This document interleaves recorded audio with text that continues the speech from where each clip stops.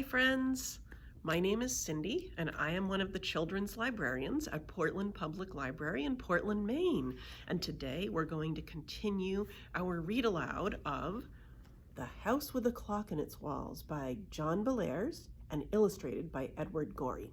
And we're going to continue the chapter that we were on. This is going to be part 4, and I'm going to start with the picture I had just shown you, just in case you missed it or would like to look at it again, where remember we're in the garden and the moon is being eclipsed.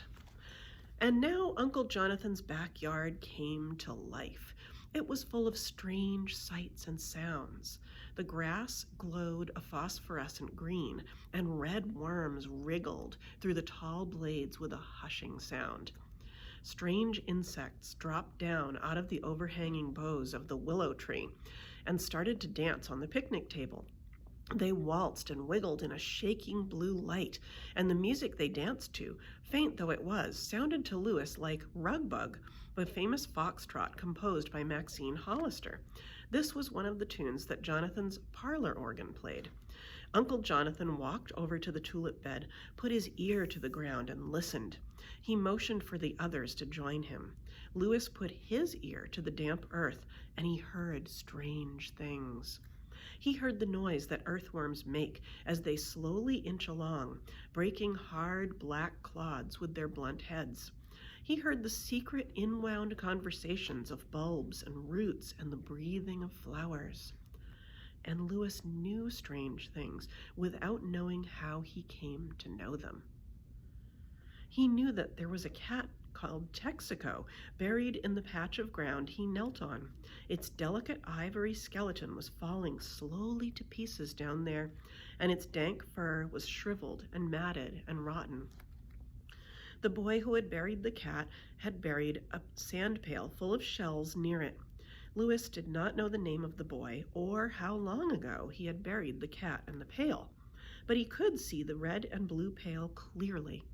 Blotches of brown rust were eating up the bright designs, and the shells were covered with green mold. After a while, Louis sat up and looked around. Tarby was kneeling near him, his ear to the ground and his eyes wide with wonder. But where was Uncle Jonathan? Where, for that matter, was Mrs. Zimmerman? At the far end of the yard, in the shadow of the 4 elm trees, Louis thought he saw them moving around. He tapped Tarby on the shoulder, pointed, and the 2 boys silently got up and went to join the magicians. When they found them, Jonathan was arguing with Mrs. Zimmerman, who argued right back, though her ear was pressed flat to the ground. "I say it's the old storm sewer system," she muttered. "It was lost track of in 1868 because the charts got thrown out with the waste paper." "Well, you can think what you like, Frizzywig," said Jonathan as he knelt down for another listen. "I say it's an underground stream. Capernaum County is full of them, and it would account for the fact that Sin and Flesh Creek is much bigger when it leaves New Zebedee than it is when it enters it."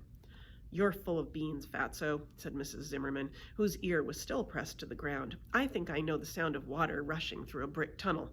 It's all vaulty and hollow." "Like your head?" Louis and Tarby pressed their ears to the ground, but all they could hear was a sound like the one you hear when you press your ear against an inner tube that you are floating on in a lake. Louis felt very excited. He wanted to be all over the garden at once, touching things and smelling them and listening. The magic in the backyard lasted for over an hour. Then the phosphorescence changed to plain old ordinary moonlight, and the moon floated high overhead, free from enchantments. As they walked back into the house, Louis asked his uncle if the police department didn't get mad when he eclipsed the moon. Jonathan chuckled and put his arm around Louis. "No," he said, "strangely enough they don't. I've never been quite sure why, but maybe it's because the eclipse is only visible in this yard." "You mean it's not real?" "Of course it's real. You saw it, didn't you? But one of the troubles with human beings is that they can only see out of their own eyes. If I could be 2 people, I'd station the other me across town to see if the eclipse was operating over there. Why don't you ask Mrs. Zimmerman to go watch? Because she'd be crabby. She always wants to be in on things. Don't you, Pruny? Yes, I do. And right now, I'd like to be in on some chocolate chip cookies. Why don't you all come over to my place? And that is what they did. Louis was happy to have a chance to show off Mrs. Zimmerman's house to Tarby. It was not a mansion by any means, just a little two-story bungalow with a screened-in front porch, but it was full of strange things, most of them purple. Mrs. Zimmerman had a thing about the color purple. Her rugs, her wallpaper, her staircase runner, her toilet paper, and her bath soap were all purple. So was the large surrealistic painting of a dragon that hung in her living room. It had been done for her specially by the French painter Odilon Redon. As they munched their cookies and drank their milk and walked around looking at the purple things in Mrs. Zimmerman's house, Louis noticed that Tarby wasn't saying much.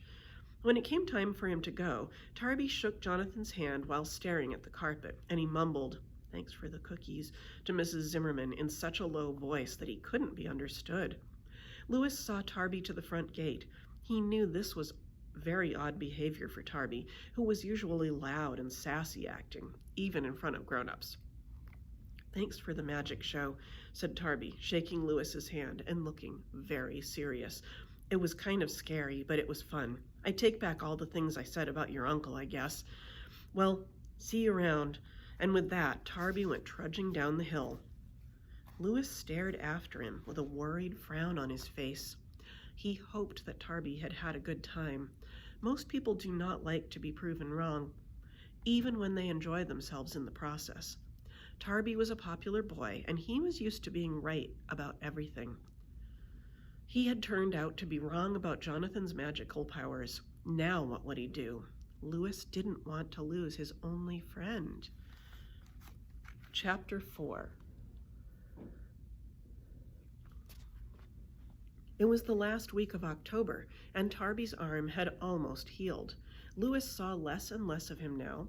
He still waited for him on the baseball diamond out behind the school, and sometimes Tarby showed up, and sometimes he didn't.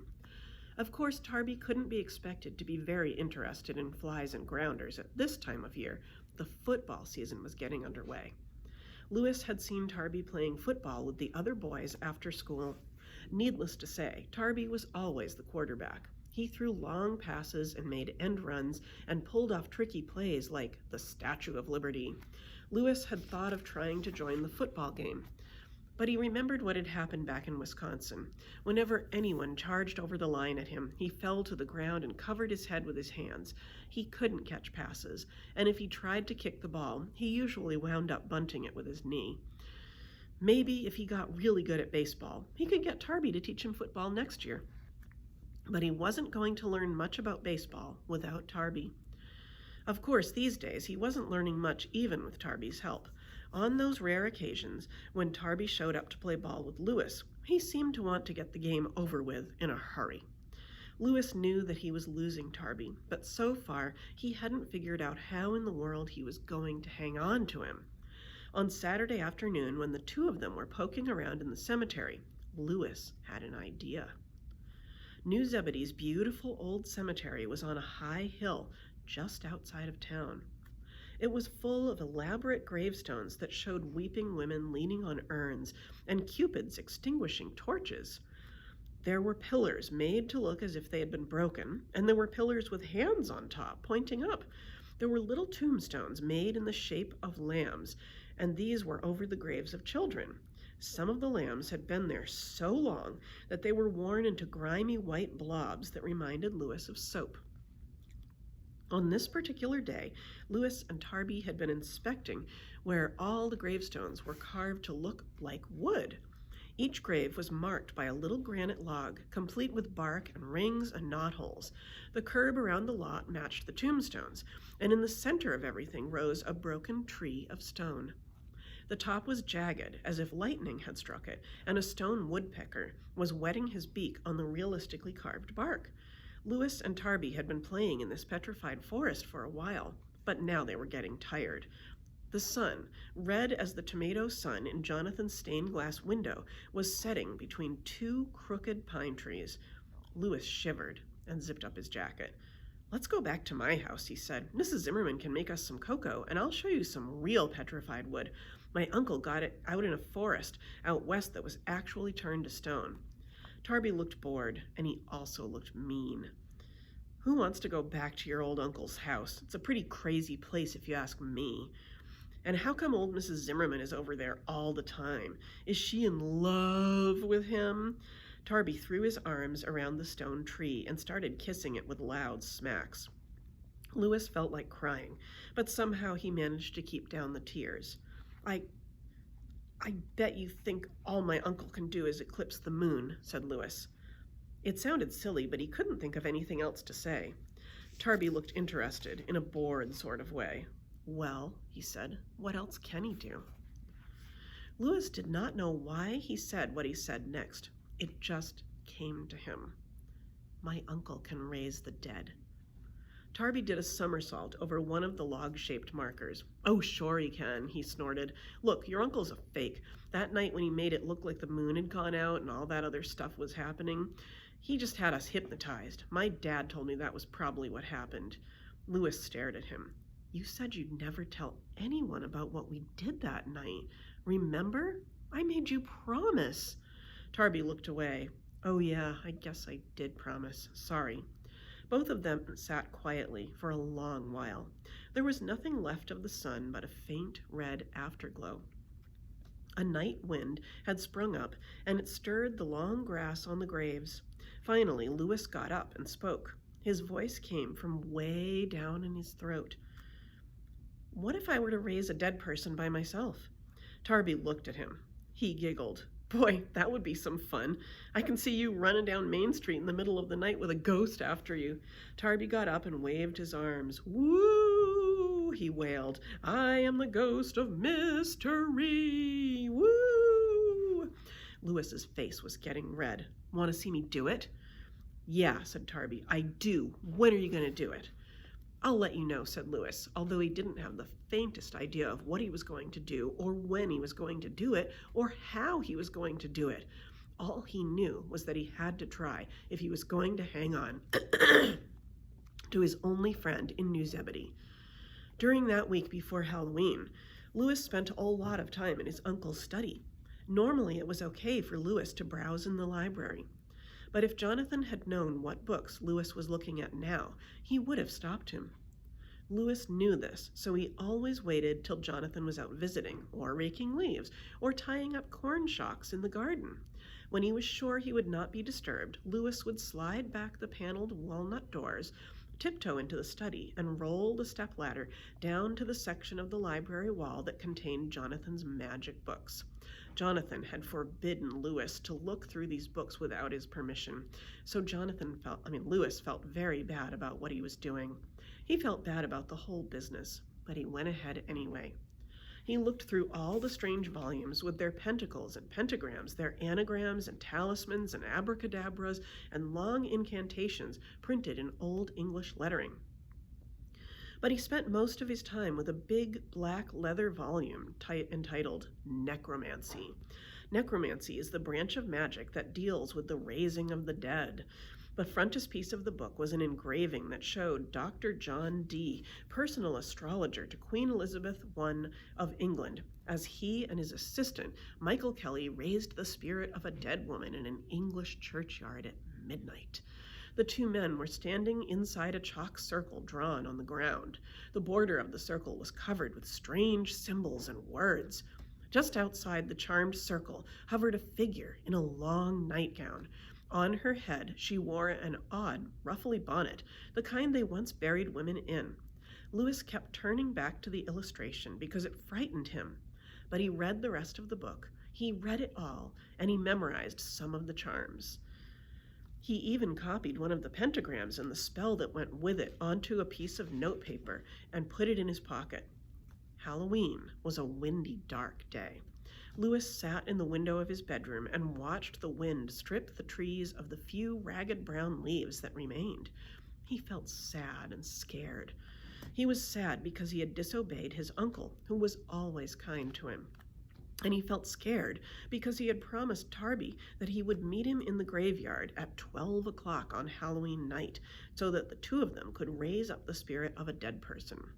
Or try to. Louis didn't think it would work, and he was kind of hoping that it wouldn't. They had the grave all picked out. It was a mausoleum stuck into the side of the hill the graveyard was built on. Louis didn't know anything about who was buried in that tomb.